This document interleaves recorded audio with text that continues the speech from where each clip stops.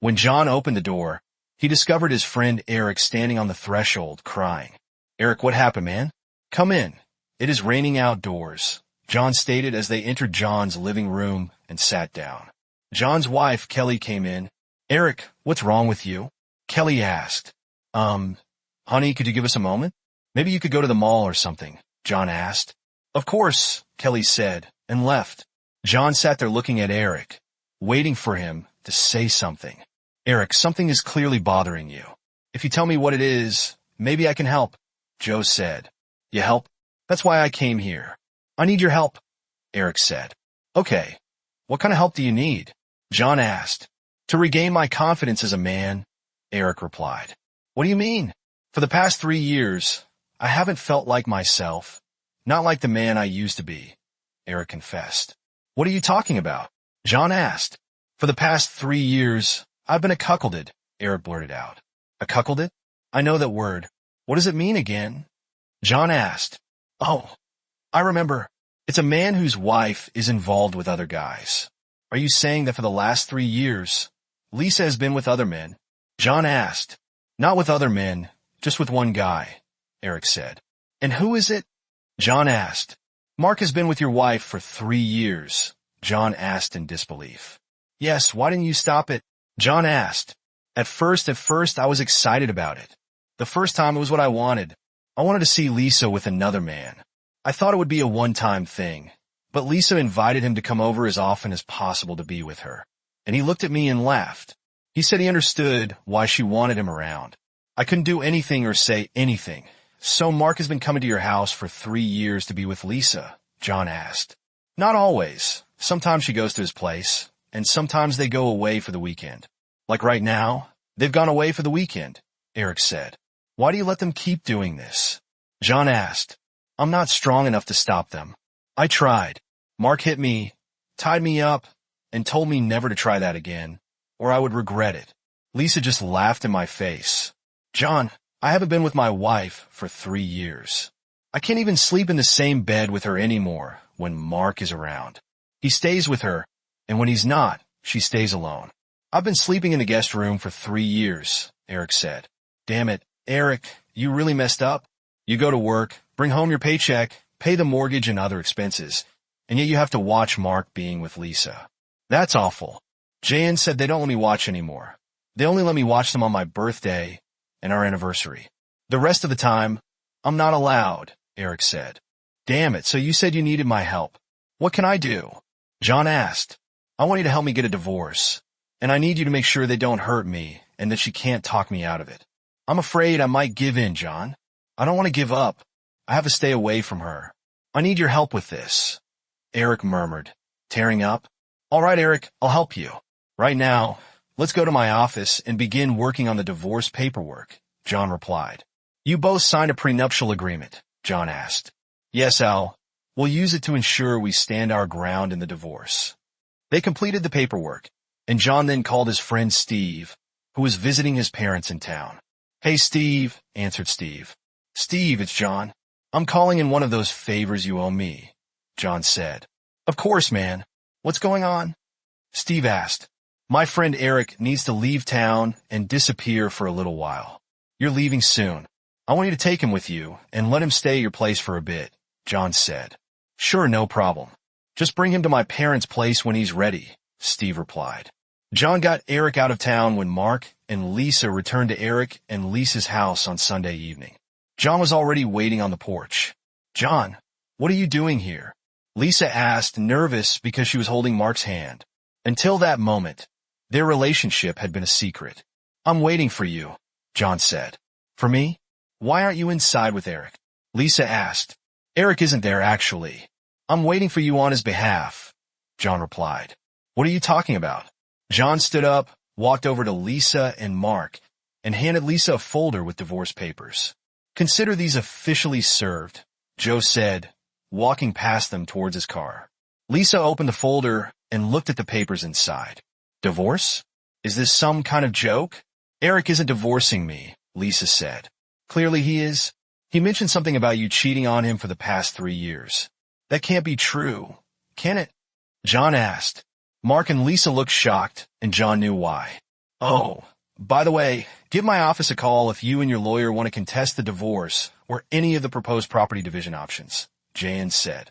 John opened his car door. John, damn it, don't leave. Tell me where he is. I demand you tell me where he is, right now. Lisa shouted. I have no idea where he is right now, Lisa, he replied. He said he needed to leave town. He did it because he thought that either you or Mark would try to force him to stay in the marriage. Well, we'll be in touch with you soon enough. Have a good night, Jan said. Jan smiled as he drove away, knowing there was still a long road ahead. By Monday afternoon, Lisa and her lawyer, George Williams, were sitting in John's office. My client is aware that infidelity is not sufficient grounds for divorce in this state, George began, but he believes that 3 years of blatant cheating and hostility from you and Mark have created irreconcilable differences. That's why he has decided to dissolve the marriage before most of his money is spent by you on gifts for Mark, like that new car, which my client is claiming, as you likely noticed in the proposed settlement terms. John interjected. This is all a misunderstanding. All I need is 5 minutes with Eric, and this whole situation will be resolved. Lisa nodded. Yes, when he came to see me on Saturday, it seemed like he agreed with you. He was certain that if he saw you, he would give in to your demand not to pursue the divorce. He said he was leaving town, so you wouldn't be able to see him and convince him otherwise. Obviously, Eric is standing up for himself for the first time in 3 years. George continued, I have to say, and don't blame you for not wanting the divorce, Lisa. I've reviewed your prenuptial agreement, and there isn't a single weak spot in it. You won't get much.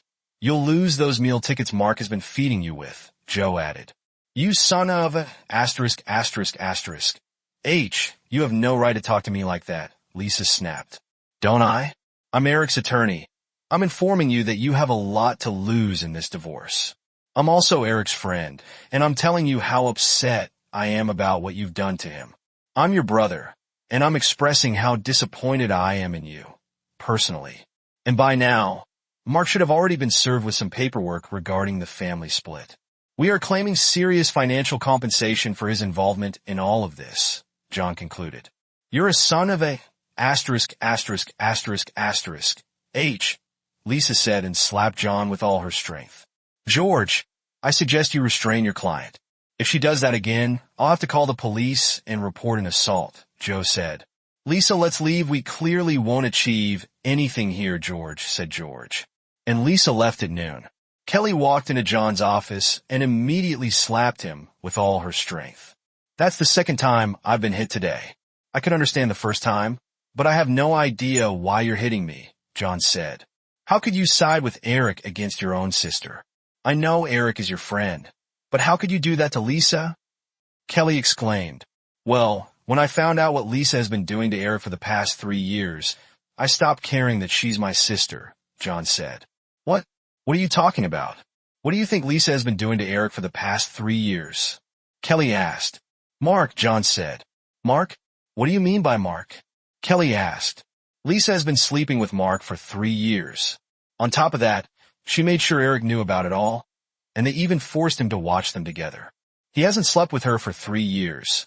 He hasn't even been able to sleep in his own bed for that long. Lisa has been spending Eric's money on Mark, including buying Mark a new car. And both of them have treated Eric like garbage. Eric came to me, told me what's been happening, and asked for help getting out, so I'm helping him, John said. Kelly was speechless. She had no idea that Lisa had done any of this. No one knew. They had kept it a secret for all 3 years. Why? Why did Eric put up with it for so long? Kelly asked. Because he's a gullible type, because he was weak. But now he's starting to fight back. He's trying to regain his dignity and get rid of his unfaithful wife, John said. Lisa tried to block the divorce and sought a court order to meet with Eric face to face. I attended the hearing regarding the meeting, but Eric wasn't there. Your Honor, if I could just see my husband, we could work this all out and move on with our lives, Lisa said. Your Honor, she's right. If she spent even 5 minutes alone with my client, he would give in, but he asked me to prevent exactly that. My client does not want to see her until the divorce is finalized, John said. And why is that? The judge asked. Your Honor, my client is naturally very timid and submissive. For 3 years, He did nothing while his wife shared a bed with another man, spent his money on that man, and didn't stand up for himself when they humiliated him, sometimes even physically or verbally abused him.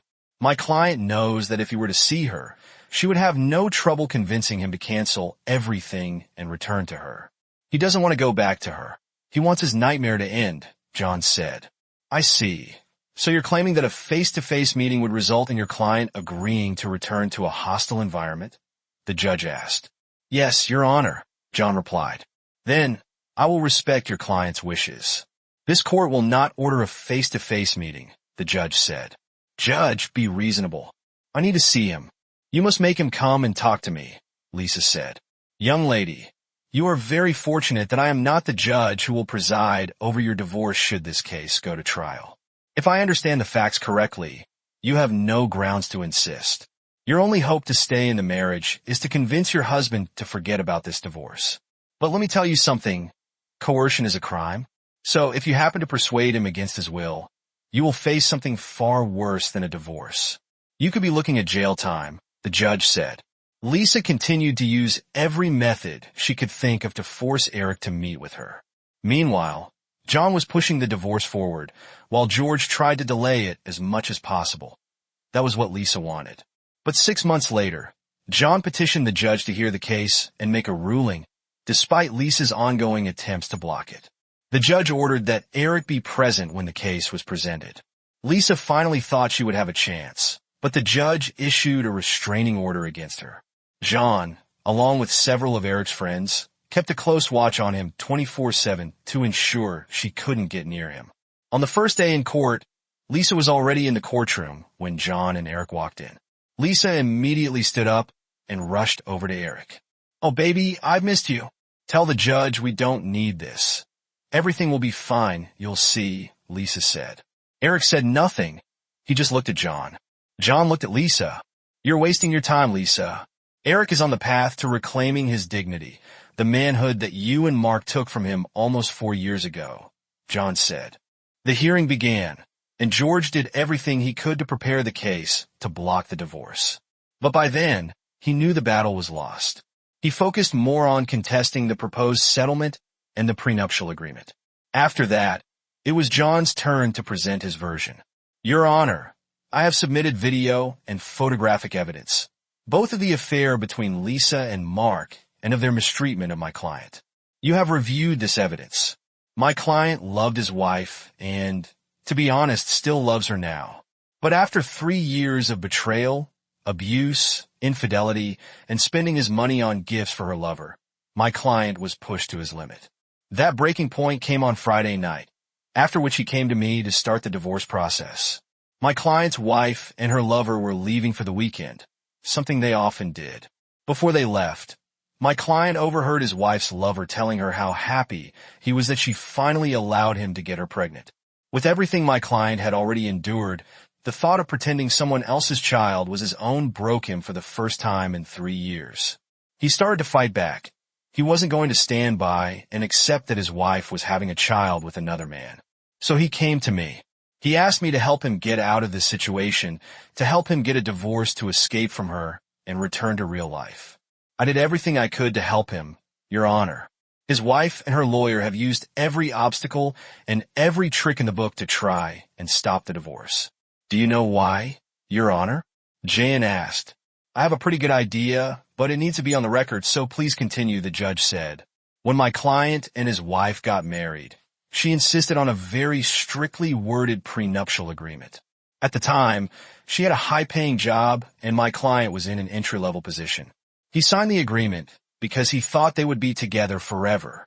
Now, the document she used to protect herself at the start of the marriage has become her nightmare at the end. The document clearly states that no alimony or spousal support will be paid. It also specifies that all financial assets will be divided according to the percentage of their combined income that each of them contributes. 2 years after their wedding, my client was promoted to a management position, and now he contributes over 75% of their combined income. So, even with 2 years left before his promotion is fully accounted for, he will still receive more than 70% of their total financial assets. The prenuptial agreement also clearly states that property belongs to whoever owned it before the marriage.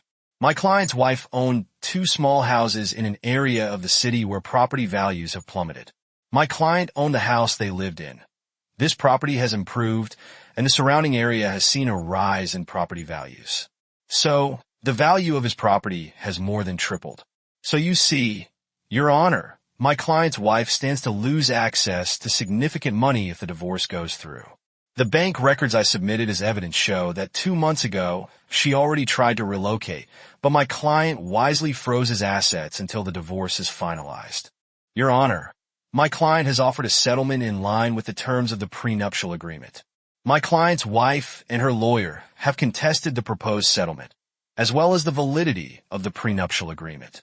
However, she was the one who insisted on the contract in the first place, and she worded it very carefully to make it as strong as possible. She wanted it to be ironclad in case they ever divorced, and she succeeded. Unfortunately for her, now it's come back to bite her. John said, I will retire to review the circumstances of the case and make a decision.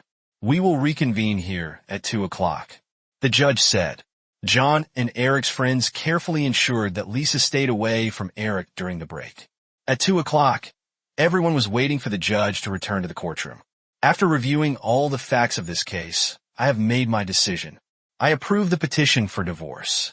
It is clear that Eric wants to leave, and Lisa is trying to hold on to her meal ticket, the judge said. No, you can't do this. I don't agree with this. I don't agree. You can't force me to get divorced if I don't want to, Lisa said. Actually, I can. By law, this marriage is dissolved. I declare this session adjourned, the judge said. John turned to Eric. Congratulations, you're a free man, John said, extending his hand. But instead, Eric hugged him. Thank you, John. I can never repay you for this. You gave me much more than freedom. You restored my dignity, Eric said. I'm glad I could help. Now, the vacation at my parents' place might be a bit awkward, but that's a small price to pay. Hey, I wanted to ask you, how do you like your new car? John asked. I love it. If she hadn't bought the Market Challenger, I would have gotten one myself. It was such a pleasure when we arrived with the court order to take it from him, Eric stated. John smiled. Let us get out of here, Jan stated. Jan and Eric exited the courtroom. As they did, they both grinned when they saw Lisa sitting there crying.